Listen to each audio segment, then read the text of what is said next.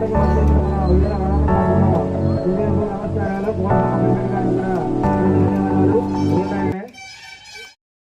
Bat shuttle టోర్నమెంట్కి ఇక్కడికి నన్ను invite చేసినందుకు ముందుగా అడిగొప్పల సంపత్ గారికి, అదేవిధంగా రెడ్డిపల్లి గ్రామ ప్రజలకు, యూత్ పిల్లలకి, ఈ యొక్క టోర్నమెంట్లో పార్టిసిపేట్ చేస్తున్నటువంటి క్రీడాకారులందరికీ, మీడియా మిత్రులకి అందరికీ కూడా నా యొక్క ధన్యవాదాలు.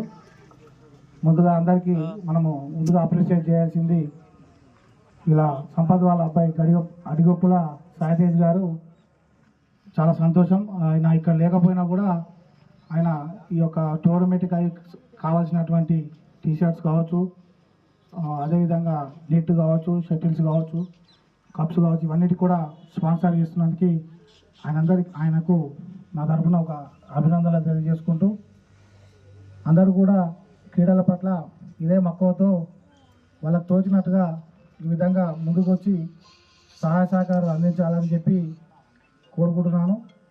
అదేవిధంగా ఈ యొక్క టోర్నమెంట్లో పాల్గొంటున్నటువంటి అందరికీ కూడా, క్రీడాకారులందరూ కూడా ఆల్ ద బెస్ట్ చెప్పుకుంటూ, ఇట్లనే అంటే మనము క్రీడల పట్ల, క్రీడలు ఎందుకు ఉండాలంటే మనం అనుకుంటాం క్రీడలు ఆడడం వల్ల మనకు మానసిక ఉల్లాసము, శరీర దృఢత్వంతో పాటు మెంటల్గా ఏదైనా డిస్టర్బెన్స్ లాంటివి ఏమైనా ఉన్నా కూడా వెళ్ళిపోతాయి. మీరే కాదు, ఎవరైనా కూడా. అంటే ఇప్పుడు నా లెవెల్లో నేను కూడా పొద్దున్న దాకా ఇక్కడ పోలీస్ స్టేషన్లో ఏమైనా కొంచెం బిజీగా ఉండి చేసినా కూడా సాయంత్రం టైంలో కొంచెం క్రీడలు ఆడితే ఏమైనా ప్రెజర్ లాంటివి కానీ, ఏమన్నా మైండ్ కొంచెం డిస్టర్బెన్స్ అయినా ఉన్నా కూడా కొత్త ఉపశమనం కావడానికి అవకాశం ఉంటుంది. కాబట్టి ప్రతి ఒక్కరు కూడా సాయంత్రం పూటనో మార్నింగ్ పూటనో ఏదో ఒక టైంలో ఏదో ఒక క్రీడ పట్ల ఆసక్తి చూపుకుంటూ దాన్ని కంటిన్యూ చేయాలా.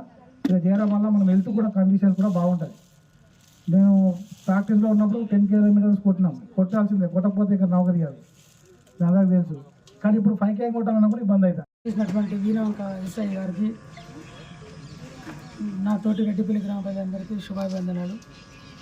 మేము పిలవగానే మా మాట మన్నించి ఎంతో పని ఉన్నా కూడా ఈ సెటిల్మెంట్కి రావడానికి కృషి చేసినటువంటి ఎస్ఐ గారికి ధన్యవాదాలు.